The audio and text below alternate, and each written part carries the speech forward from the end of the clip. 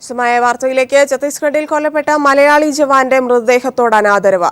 Harippad കരിയിലക്കുളങ്ങരയിലെ CRPF ജവാൻ അനിലിന്റെ മൃതദേഹം നാട്ടിലെത്തിച്ചത് embalm ചെയ്യാതെ.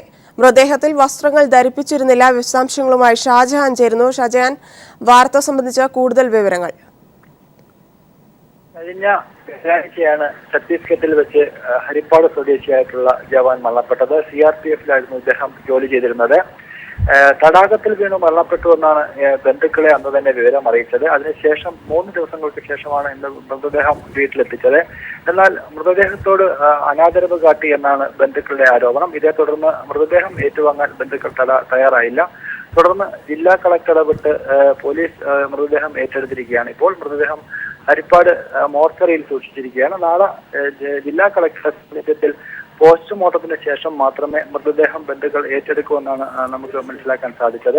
മൃതദേഹത്തോട് അനാദരവ് കാട്ടിയെന്നാണ് പറയുന്നത്. കൃത്യമായിട്ട് എംബാം ചെയ്യാതെ മൃതദേഹത്തിൽ വസ്ത്രം പോലും ധരിപ്പിക്കാതെയാണ് കൊണ്ടുവന്നതെന്നാണ് ദൃക്സാക്ഷിയിൽ നിന്ന് നമുക്ക് മനസ്സിലാക്കാൻ സാധിക്കുന്നത്. എന്തായാലും കടുത്ത അമർഷത്തിലാണ് ബന്ധുക്കൾ. അതുകൊണ്ട് തന്നെയാണ് ബന്ധുക്കൾ മൃതദേഹം ഏറ്റെടുക്കാതിരുന്നത് തന്നെയാണ്. ഷാജഹാനാണ് വിവരങ്ങൾ നൽകിയത്. ഹരിപ്പാട് മുനിസിപ്പാലിറ്റി കൗൺസിലർ ശ്രീ വിവേക് ഇപ്പോൾ ടെലിഫോൺ ലൈനിൽ ചേരുന്നു. ശ്രീ വിവേക്, വലിയൊരു അനാദരവ് തന്നെയാണ് ജവാന്റെ മൃതദേഹത്തോട് കാണിച്ചിരിക്കുന്നത്. ഇനി എന്താണ് ചെയ്യാനിരിക്കുന്നത്? നാളെ പോസ്റ്റ്മോർട്ടം എപ്പോഴായിരിക്കും നടത്തുക? എന്തുകൊണ്ടാണ് ഇത്തരത്തിലൊരു സംഭവം നടന്നിരിക്കുന്നത് എന്നാണ് ലഭിക്കുന്ന വിവരങ്ങൾ?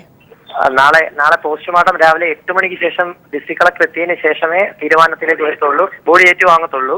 ഇപ്പോൾ ഹരിപ്പാട് താലൂക്ക് ഹോസ്പിറ്റലിലെ മോർച്ചറിയിൽ സൂക്ഷിച്ചിരിക്കുകയാണ്.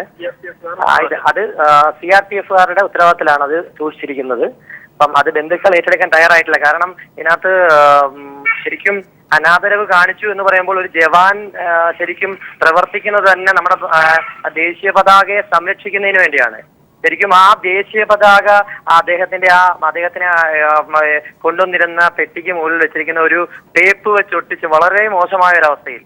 അതിനുശേഷം അകത്ത് പാറ്റ ഗുളികൾ ഇട്ടിട്ട് അതിന്റെ പുറത്താണ് ഒരു മീൻ മാർക്കറ്റിൽ നിന്ന് മീൻ മേടിക്കുന്ന ലാഘവത്തോടെ ഒരു കവറിൽ ഇട്ട് അദ്ദേഹത്തിന്റെ മൃതശരീരം വെച്ചിരിക്കുകയാണ്. അത് കാണുമ്പോൾ ശരിക്കും നമുക്ക് എന്താണ് അതിന് ഈ ഒരു അവസ്ഥയിൽ പറയാൻ വാക്കുകളില്ല. കാരണം ഇത്രയും മോശകരമായിട്ട് ഒരു ജവാനോട് 12 വർഷം സേവനം ചെയ്ത ഒരു ജവാനോട് ഇതിലും മോശമായിട്ട് പെരുമാറാനില്ല.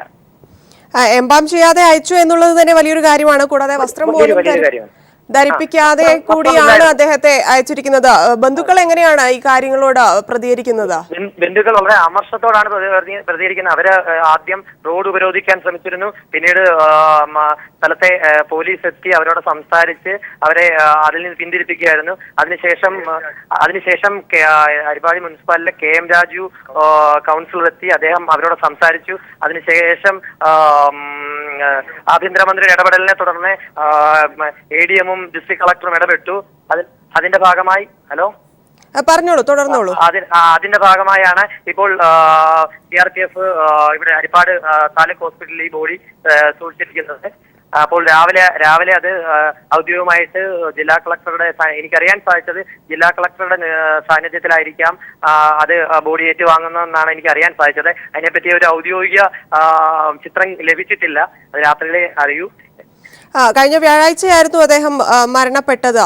എങ്ങനെയാണ് നാട്ടിലേക്ക് കൊണ്ടുവരുന്നത്, ഇല്ലെങ്കിൽ ഏത് രീതിയിലായിരിക്കും ആ കാര്യങ്ങൾ ആ പ്രൊസീജിയേഴ്സ് ചെയ്യുന്നത് എന്നൊക്കെ ബന്ധുക്കൾക്ക് ഒരു രീതിയിലുള്ള അറിവും ഉണ്ടായിരുന്നില്ലേ? ഇല്ലായിരുന്നു. ബന്ധുക്കൾക്ക് അതിനെപ്പറ്റി ഒരു അറിവില്ലായിരുന്നു. പക്ഷെ അവര് സ്ഥിരമായി ബന്ധുക്കൾക്ക് അറിവില്ലായിരുന്നു എങ്കിൽ കൂടി സ്ഥിരമായി ഒരു ജവാനെ കൊണ്ടുവരുമ്പോൾ നമ്മുടെ നാട്ടിലുണ്ടാകുന്ന രീതികളെ പറ്റി ഏകദേശം എല്ലാ ജനങ്ങൾക്കും അറിയാവുന്നതാണ്. പക്ഷെ അതിലൊക്കെ വ്യത്യസ്തമായി തിരുവനന്തപുരം എയർപോർട്ടിൽ വരികയും അവിടെ നിന്ന് പള്ളിപ്പുറത്തെ ഉള്ള ക്യാമ്പിൽ നിന്നുള്ള CRPFകാരെ എന്റെ അറിവ് ശരിയാണെങ്കിൽ, ഇതിനെപ്പറ്റി വലിയ അറിവില്ല, CRPFിലെ ക്യാമ്പിലെ ഉദ്യോഗസ്ഥരാണെന്നാണ് പറയപ്പെടുന്നത്. അവരാണ് കളക്ട് ചെയ്ത്. അവർക്ക് ഇതിനെപ്പറ്റി ഒരു ധാരണ കൂടിയില്ല.